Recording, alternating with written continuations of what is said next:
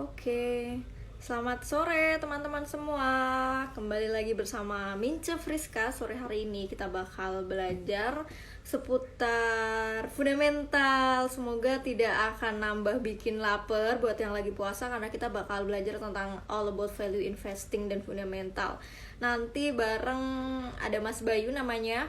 Dia dari IDX Bengkulu. Nih yang dari Bengkulu mana aja? Kita bakal sharing-sharing sama IDX Bengkulu, Mas Bayu seputar fundamental. Bentar, Mince undang dulu ya, Mas Bayu. Fundamental.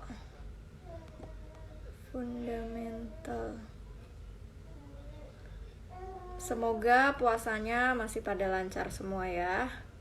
All about fundamental. Bentar, kita pin komen dulu ya. Ya, kita panggil Mas Bayu. Mas Bayu di mana? IDX Bengkulu sepertinya belum online.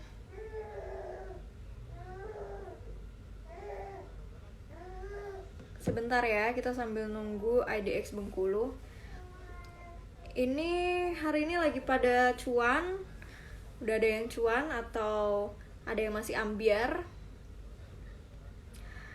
Masih ada yang nanya hari gini main saham itu sama nggak dengan judi? Aduh, sepertinya belum baca highlight 1 sampai 13 ya. Sebentar, kita lagi nunggu Mas Bayu join.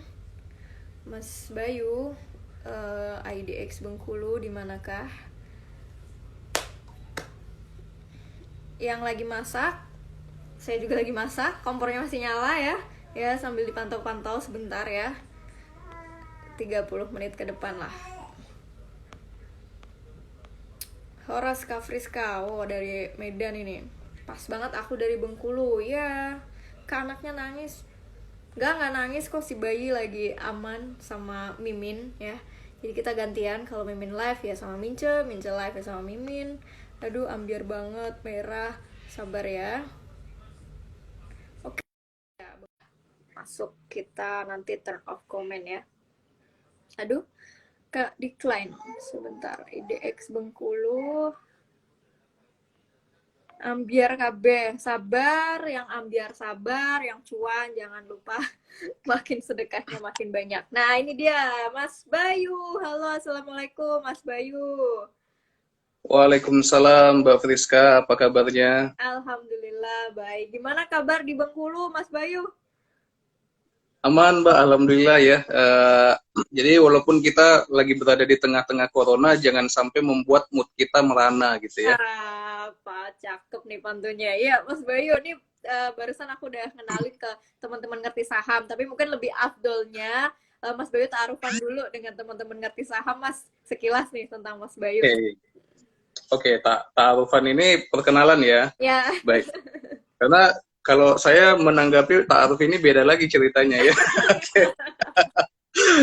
Oke, jadi ta'aruf perkenalan bukan ta'aruf nyari jodoh ya. By the way, udah punya jodoh nih di rumah ya. Oke. Nah, sobat ngerti saham dan sobat IDX sekalian ya, perkenalkan nama saya Bayu Saputra dari IDX Bengkulu ya. Jadi topik kita kali ini kita akan membahas tentang fundamental basic ya Mbak Friska untuk 30 menit ke depan. Jadi insya Allah nanti juga nih Mbak Friska, nanti di akhir sesi saya akan bertanya ya kepada sobat sekalian, yang bisa menjawab akan kami berikan door prize berupa pulsa ya. Wow. Sebesar 20.000 untuk 3 orang nanti. Ya kecil-kecilan tapi untuk happy-happy lah ya. Oke. Oke, siap, pada mantengin ini ya teman-teman ya. Lumayan 20.000 jadi kuota internet di masa-masa WFH gini ya. Oke, Mas Bayu. Ini aku turn off commenting dulu teman-teman ya, biar kita fokus belajarnya dulu. Kita sharing-sharing santai aja biar nggak bikin lapar banget di sore hari ini. Nah, Mas Bayu bicara soal udah mau buka nih ya, sejaman lagi ya. Bengkulu jam berapa buka? Maghrib jam 6. Sama, sekitar 6.15 ya, 6.10, 6.15. Oh, malah lebih ya, duluan di Tangerang memang. Oh, di Tangerang ya duluan ya. Iya Iya. benar karena lebih lebih timur ya Tangerang. Iya. Nah, ini Hmm. bicara fundamental nih Mas Bayu, ini emang sangat menarik karena seputar saham pasti ya nggak jauh-jauh dari fundamental. Apalagi buat teman-teman di sini kebanyakan pemula dan mereka masih banyak, walaupun Mimin udah sering nulis tentang fundamental, tapi tetap aja mereka tuh selalu aja masih nanya-nanya terus. Nah, kalau dari pandangan Mas Bayu sendiri selama kenal dengan dunia pasar modal, by the way dari tahun berapa Mas Bayu kenal ini industri pasar modal? Sebelum ke fundamental. Oke, jadi betul-betul fokus ya. Kalau kenal sih sebenarnya udah semenjak awal kuliah dulu. Oh, Cuman memang fokus itu sejak tahun 2015 ya Mbak Friska ya.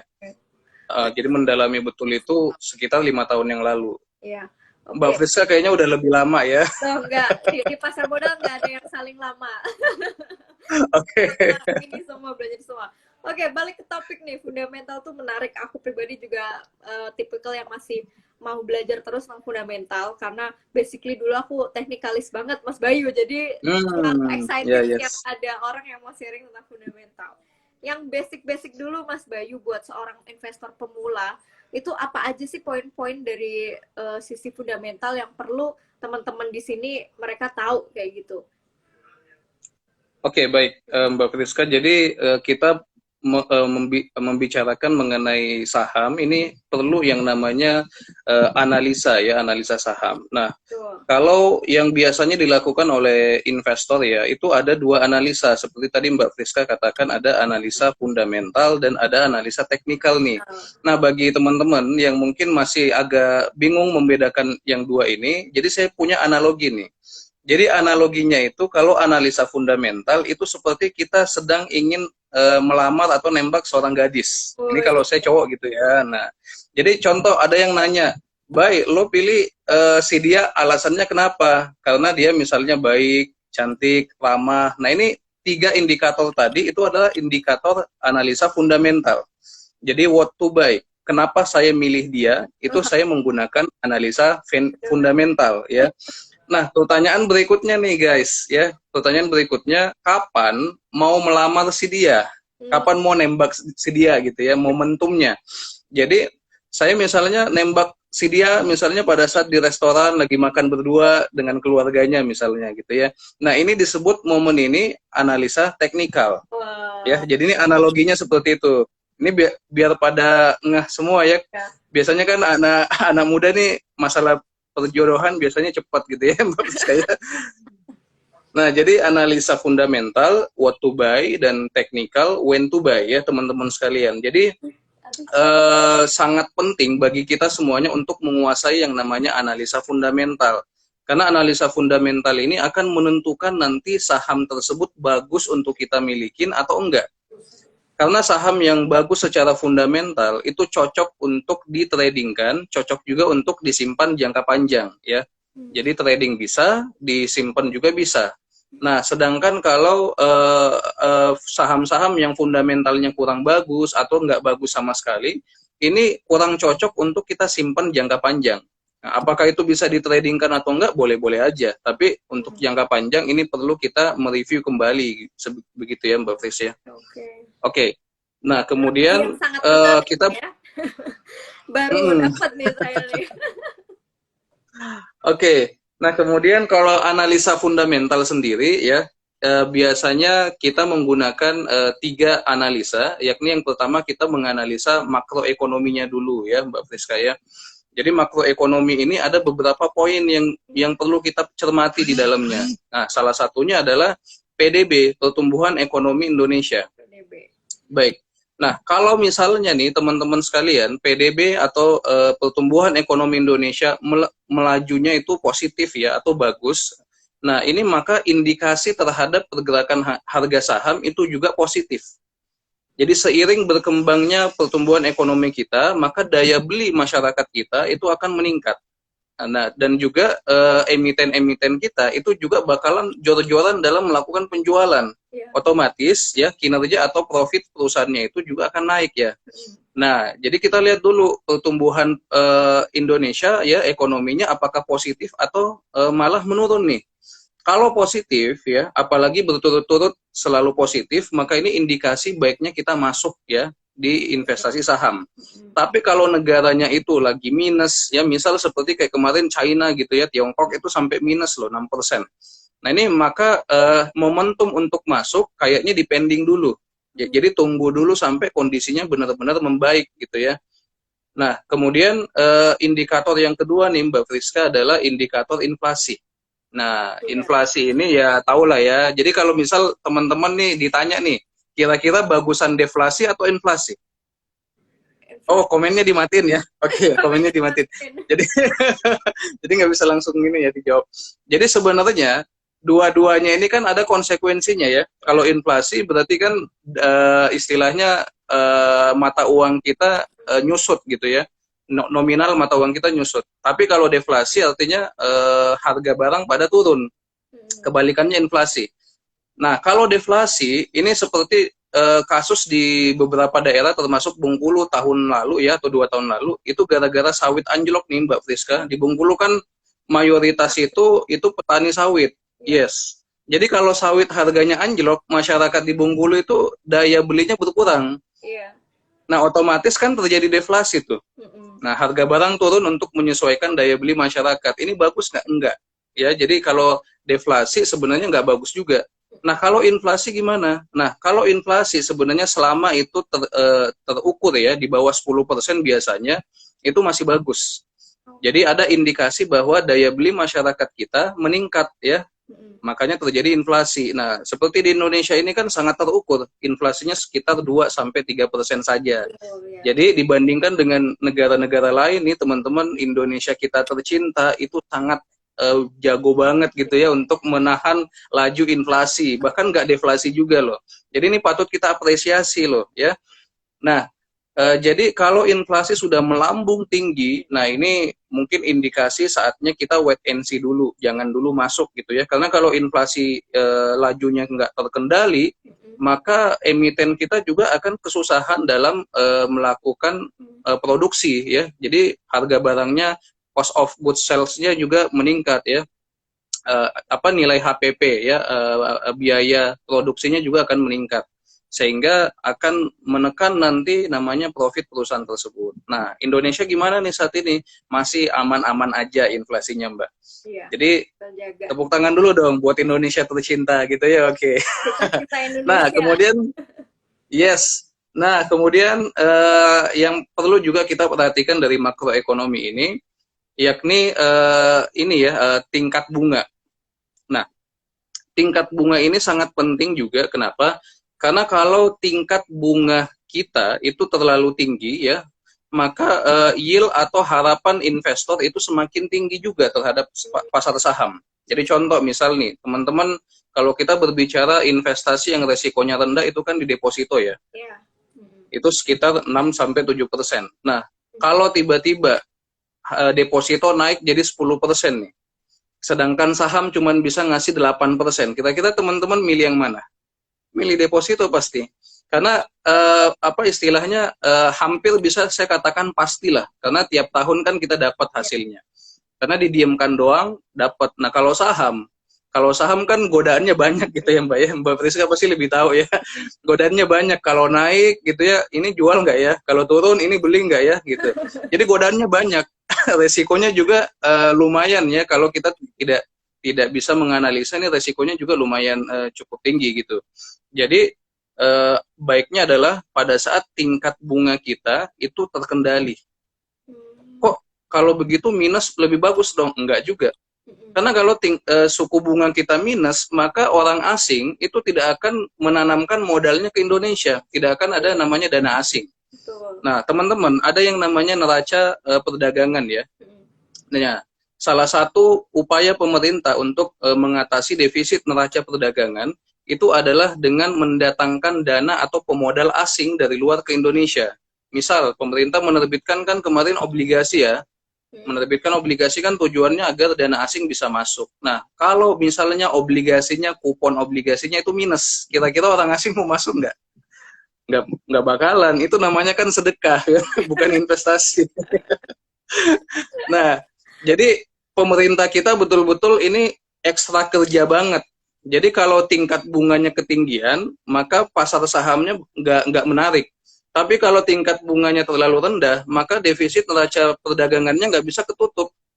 Jadi membalanskan antara kedua ini, ya.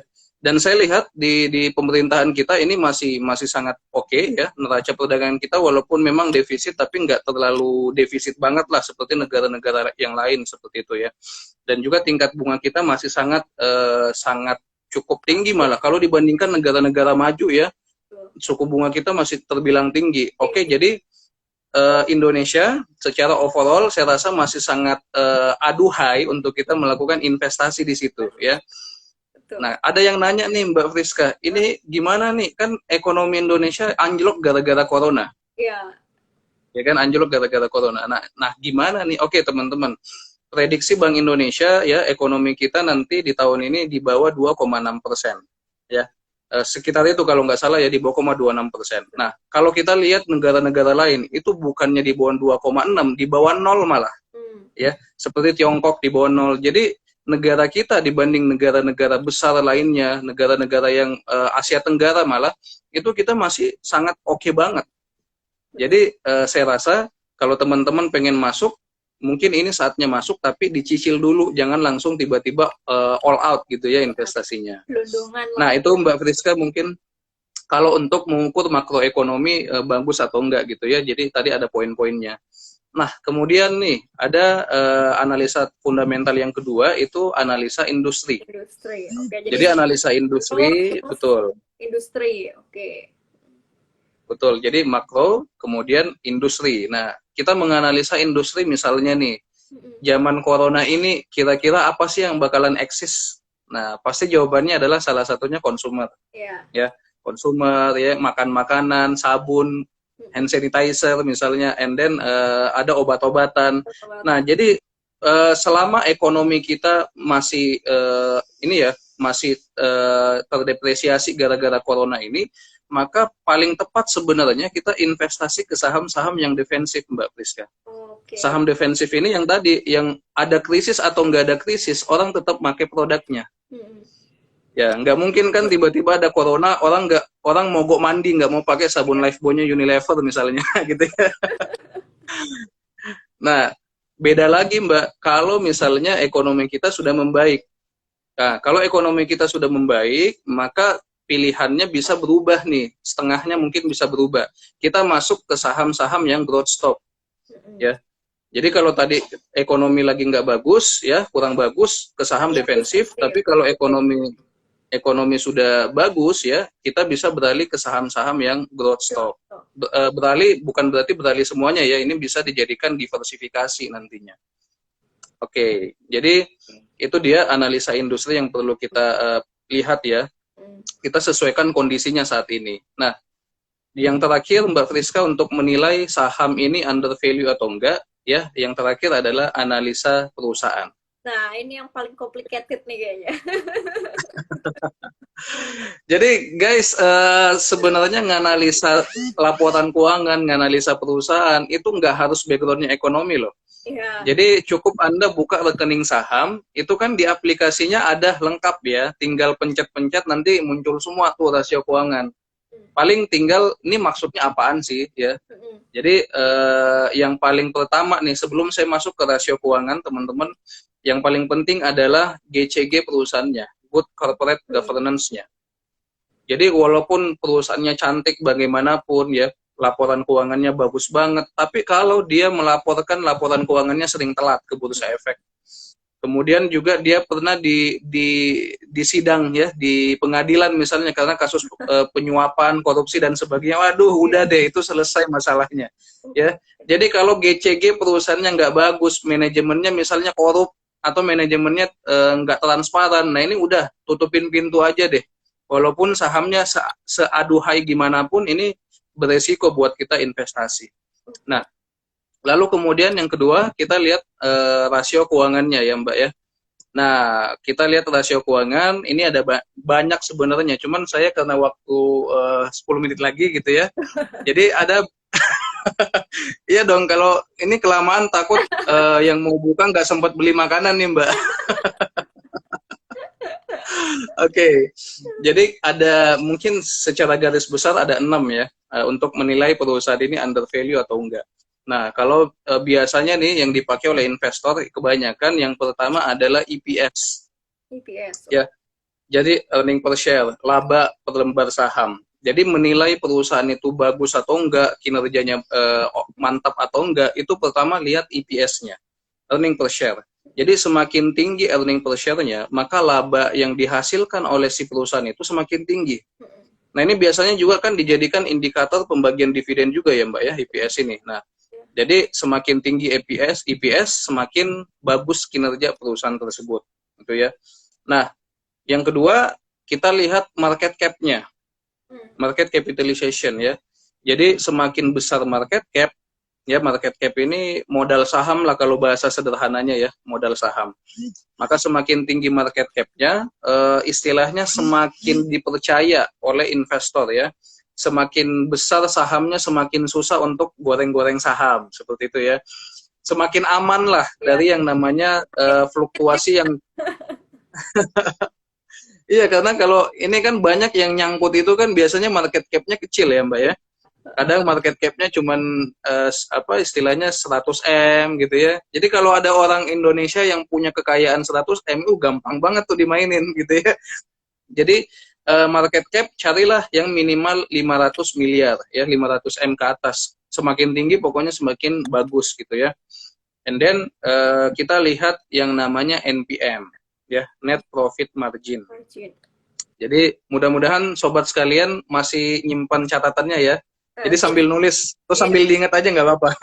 NPM, net profit margin ya. Jadi NPM ini istilahnya laba bersih per total sales ya, total penjualannya. Jadi gini Mbak Friska, saya dulu pernah dagang mie pelangi gitu ya. Waktu saya dulu masih mahasiswa, dagang mie pelangi itu bikin mie yang dari wortel, dari sayur-sayuran seperti itu ya. Nah, itu saya untung omset saya, total omset saya waktu itu sekitar 5 juta. Ya, awal-awal kecil-kecilan lah gitu ya. Omset saya 5 juta. Tapi setelah saya kurang-kurangin total biaya, terus saya bayar gaji chef saya, gaji karyawan gitu ya. Ternyata yang saya dapat teman-teman itu cuma 100.000. Ya. Jadi kalau ditanya sama teman saya, baik, lu untung berapa? 5 juta. Wih, gila, buset, tinggi banget untung lu gitu ya. Tapi ternyata laba bersih saya cuma 100.000. Nah, ini indikasi bahwa NPM-nya kecil. Jadi NPM saya adalah 100.000 dibagi 5 juta. Itu kan kecil banget gitu ya. Jadi semakin kecil NPM, maka semakin gak efektif perusahaan itu melakukan penjualan. Nah, untuk itu teman-teman carilah NPM perusahaan yang tinggi, karena kalau dia tinggi, maka perusahaannya efektif dalam melakukan penjualan, seperti itu. Oke, itu dia bagus atau enggaknya kita lihat dari EPS dan NPM ya, teman-teman ya. Nah, and then juga yang nggak kalah pentingnya kita lihat ROE, Return on Equity. Oke, ROE ya. Jadi return on equity ya, ini teman-teman adalah imbal hasil dari total ekuitas perusahaan. Jadi indikasi bahwa perusahaan manajemennya ini bagus atau enggak ya, mengelola ekuitasnya menjadi laba, itu kita lihat dari ROE-nya. Semakin tinggi ROE, maka semakin bagus manajemennya untuk mengenerate laba. Seperti itu, Mbak.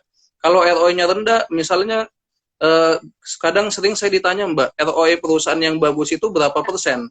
Nah, kalau saya biasanya membandingkan dengan deposito.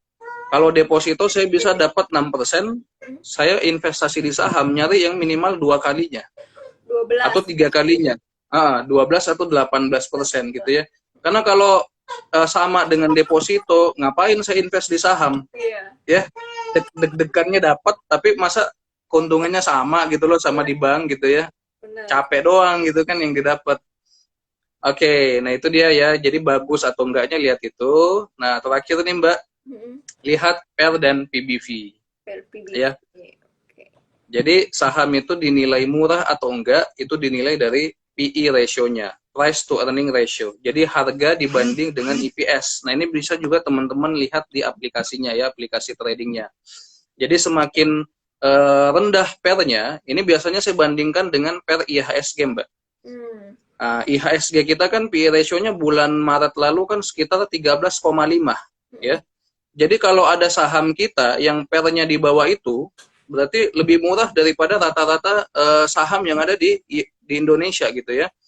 Nah, jadi lihat dari PER-nya tadi, saham itu murah atau enggak, jangan lihat dari harga sahamnya. Karena bisa aja kan ada stock split gitu ya. Jadi mending lihat dari PE ratio-nya, seberapa besar ya market menghargai laba perusahaan tersebut. Jadi dicari yang di bawah PER dari IHSG, di bawah 13,5 gitu. Nah, memang sih agak susah ya dapatnya ya. Nah, kemudian PBV, Mbak Fris ya. PBV ini apa ya istilahnya nilai intrinsik ya, sorry, nilai intrinsik. Jadi contoh nih, saya analoginya gini Mbak, saya punya spidol misalnya, saya punya spidol gitu ya, saya jual di teman-teman harganya 10.000, saya beli dari toko itu 20.000, saya beli 20.000, saya jual 10.000, ini murah nggak kira-kira? Murah. Murah lah. Artinya PBV-nya 10.000 dibagi 20.000. Nah, jadi 0,5 kan murah. Nah, tapi kalau misal saya beli spidolnya 20.000, saya jual ke teman-teman 40.000, maka ini kan kemahalan, lebih mahal 2 kali lipat dari harga wajar yang ada di toko gitu ya. Maka PBV-nya adalah 40.000 bagi 20.000. So, PBV-nya sama dengan 2. Nah, kesimpulannya, kalau ingin cari perusahaan yang under value, lihat PBV-nya di bawah 1 ya. Kalau di bawah 1 berarti itu under value banget lah. Itu barang istilahnya tambang emas yang belum ketahuan orang gitu ya. Tapi ingat teman-teman, tapi perlu dicatat teman-teman, kita nggak bisa lihat dari satu indikator saja ya. Betul. Jadi PBV-nya di bawah 1 bukan berarti dia bagus. Kita harus lihat tadi indikator yang EPS, NPM, ROE ya. Karena bisa saja PBV-nya murah karena dia murahan. Ya.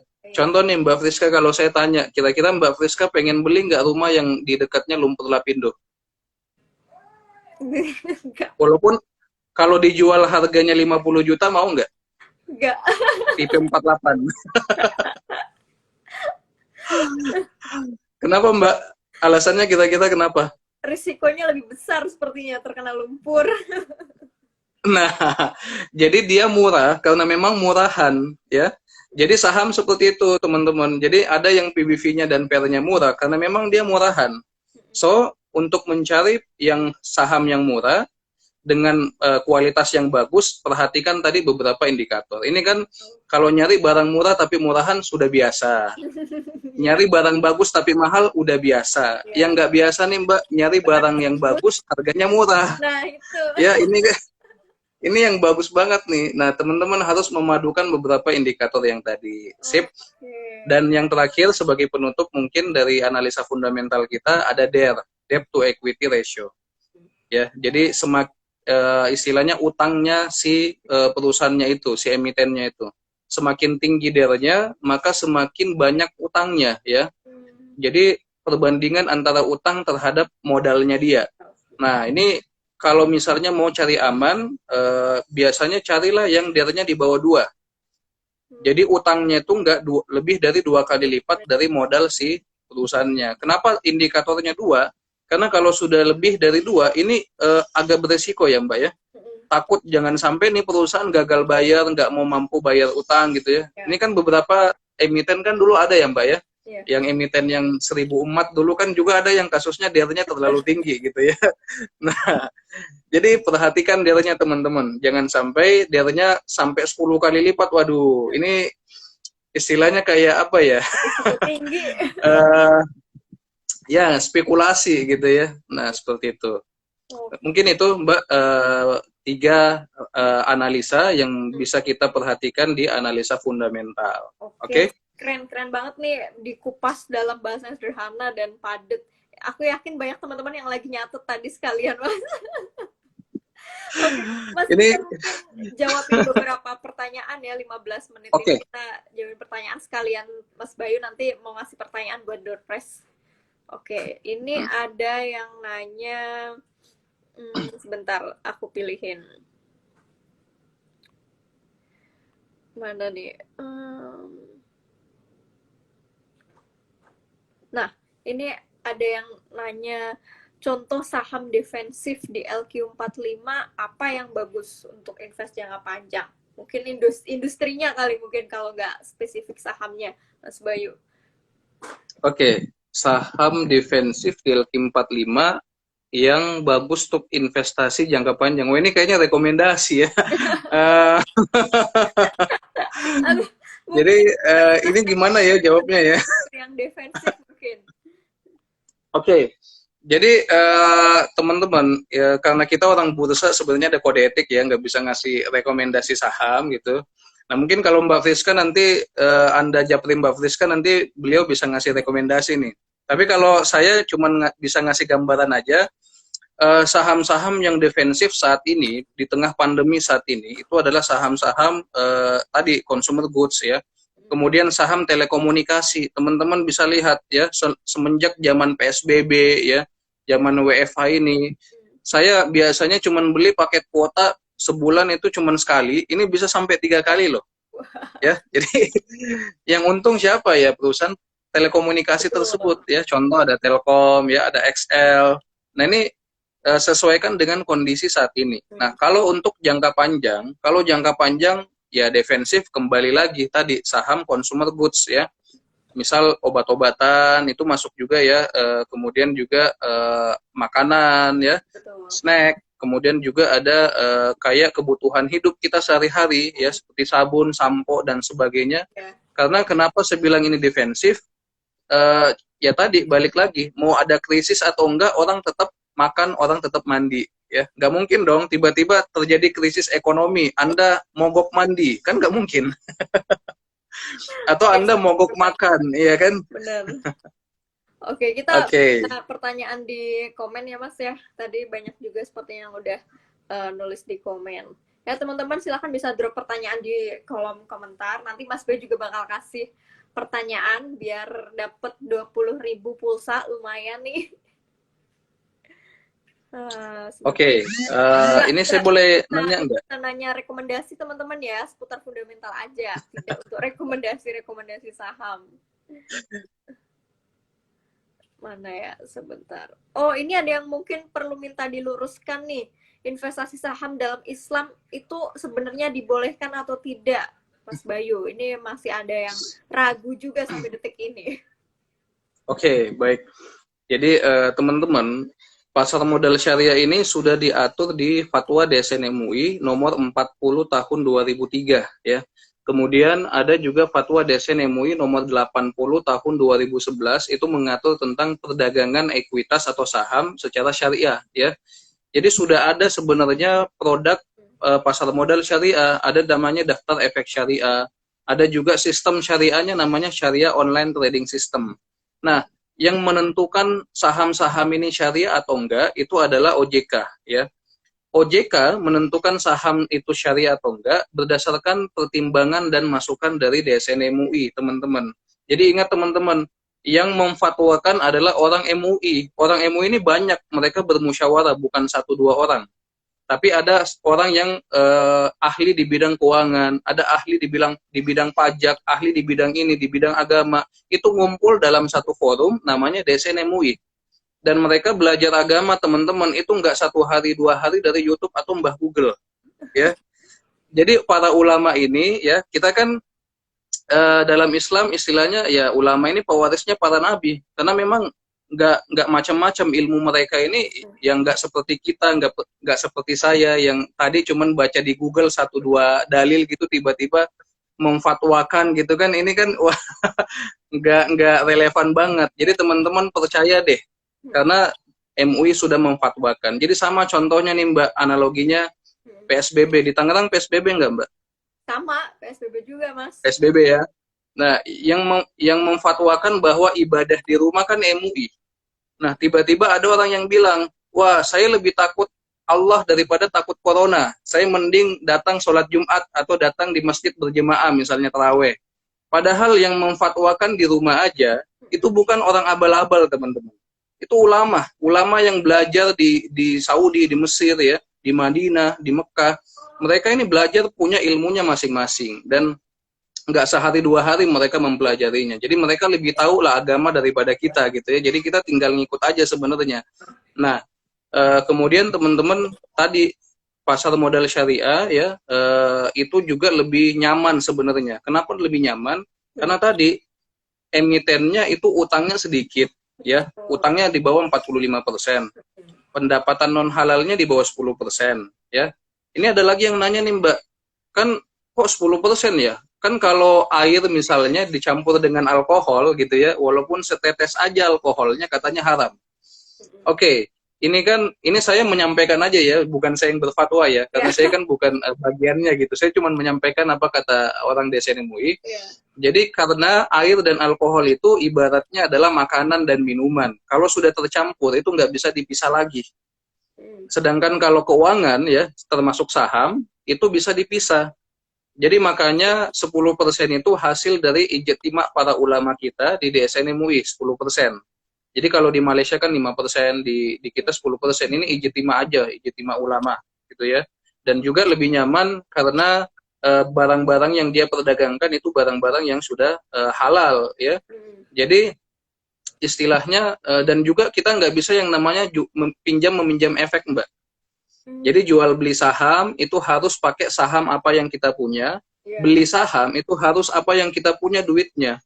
Nah kalau di konvensional itu kita bisa namanya trading margin ya. Kita bisa margin trading, minjem duit dari si AB-nya. Nah, kalau masalahnya, kalau kita nggak mampu bayar gimana? Itu kan kena bunga ya, kena bunga. Jadi hidupnya nggak tenang loh. Orang yang utang ini hidupnya kurang tenang gitu ya. Tapi kalau Anda bisa memanage utang dengan baik, monggo silahkan. Tapi kalau Anda bukan tipikal orang yang nggak mampu memanage utang, sebaiknya mending invest di saham syariah, ya menggunakan sistem syariah online trading system. Jadi apa yang kita punya itu yang kita transaksikan. Betul, betul.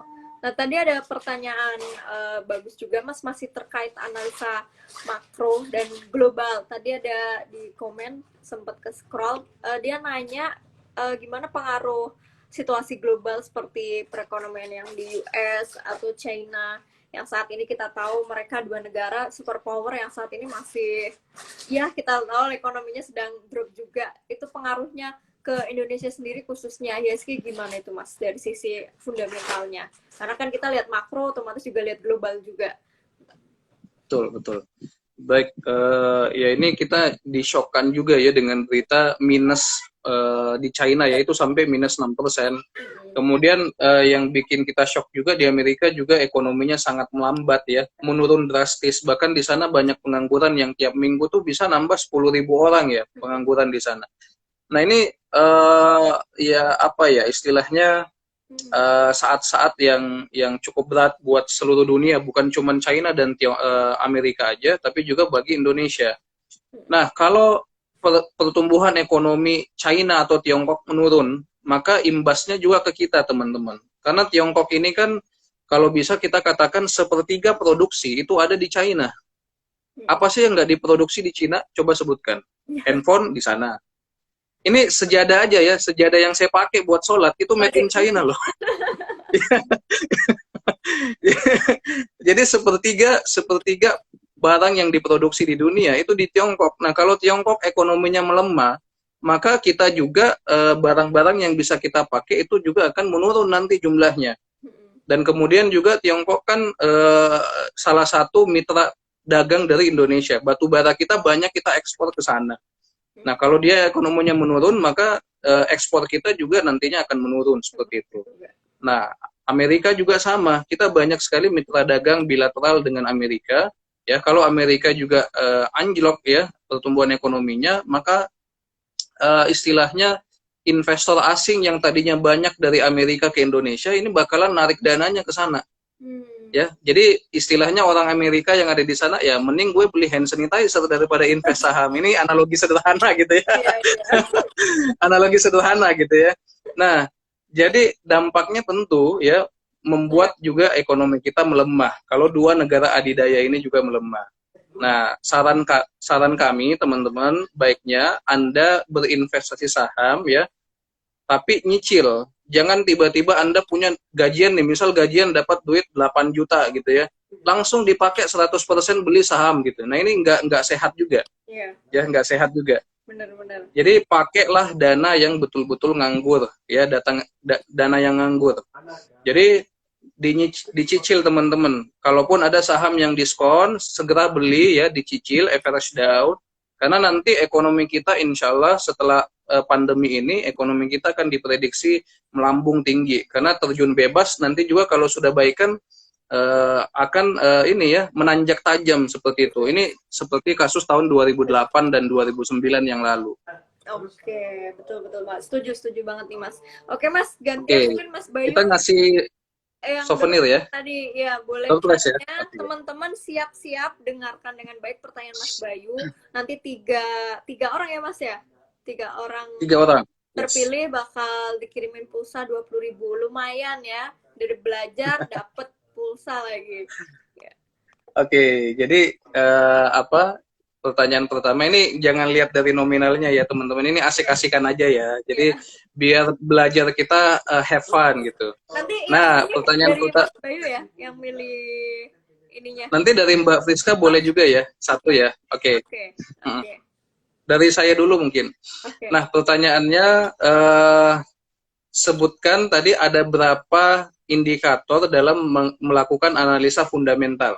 Nah, ayo yang tadi dengerin dari awal. Jumlahnya aja, nggak usah disebutin ya, jumlahnya aja. Teman-teman sebutin, ayo. Ayo. Ketik angka doang masa lama.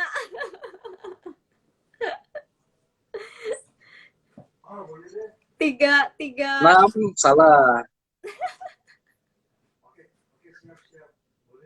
3 ya, jadi ini Herda_27 ya. Nanti tolong bagi yang menang nanti Japri ya, DM ke IDX_Bengkulu. Nanti tolong disertakan nomor handphonenya, akan kita kirimkan pulsanya. Oke, yang ini ya, Oke. IS07 ya.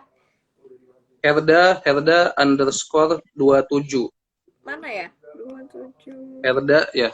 Ada Herda_27 ya. Tolong nanti di DM ya, IDX_Bengkulu. Oh, oke. Baik. Pertanyaan kedua. Pertanyaan berikutnya. Oke, Mbak Friska, monggo Mbak Friska, silahkan. Dari Mbak Friska nih pertanyaannya. Dari Mas Bayu aja semua, nggak apa-apa Mas. Oh, dari saya aja. Oke, ini apa? Sebutkan ya. Apa ya? Kota madya yang berada di Provinsi Bengkulu. Oke. Iya, ini yang tahu orang-orang Bengkulu. Nama kotanya Provinsi Bengkulu apa nih? Ini gampang banget pertanyaannya, Mbak. Ya. Oke, yang belajar IPS ya, monggo silahkan dijawab. Iya, silahkan dijawab. Oke. Oh, Peru, ada yang jawab Peru gitu ya. Oke, ini yang benar jawabannya adalah Sipperk 2 ya. Sipperk 2, jawabannya adalah Kota Bengkulu. Oke, jadi Provinsi Bengkulu, kotanya juga Kota Bengkulu namanya. Ya. Oke, benar ya. Selamat, nanti tolong DM ke IDX_Bengkulu ya. Oh ya. Nah, pertanyaan ketiga. Pertanyaan terakhir ya. Seru sebutkan dua saja ya, dua saja dalam melakukan analisa makroekonomi ya, indikatornya apa aja? Sebutkan dua aja. Makro ya, makro jangan sampai kebalik makro ya. Tadi sebutkan dua aja. Dua aja. Makro jangan sampai terbalik dengan perusahaan. Sedang mikir. Oke, stop. Bengkulu udah lewat tadi ya, jangan dijawab lagi. Oke. Ini makroekonomi guys, bukan analisa laporan keuangan ya. Kan pada kebalik. Kalau IPS, ROE itu analisa perusahaannya. Oke, ini yang benar. Ignatius_Rian ya. Ignatius_Rian. Jawabannya inflasi dan PDB ya, benar banget. Oke, selamat ya. Silahkan yang tadi pada menang langsung DM ke IDX_Bengkulu. Bener ya, Mas Bayu ya? Yes, betul. Oke. Udah pas nih, jam 5.15. Baik. saatnya Mince kembali masak ke dapur. Dan Mas Bayu juga siap-siap mungkin mau beli takjil. Udah dicariin Ara ya. Hai Ara, apa kabar? Aranya mana nih? Nongol dong. Oke, Oke, terima sip. kasih banyak Mas Bayu, ilmunya luar biasa. Sama-sama Mbak Friska, ya, Nanti kita sama-sama. save Semoga ke bermanfaat. jam, jadi teman-teman yang lain bisa nonton. Buat Mas Bayu, terima kasih. Salam buat keluarga di Bengkulu. Stay safe ya Mas Bayu ya. Tuh, Om Bayu, dadah Om Sama-sama Mbak Bayu. Friska. Dadah Om Bayu. Dadah. Assalamualaikum. Waalaikumsalam.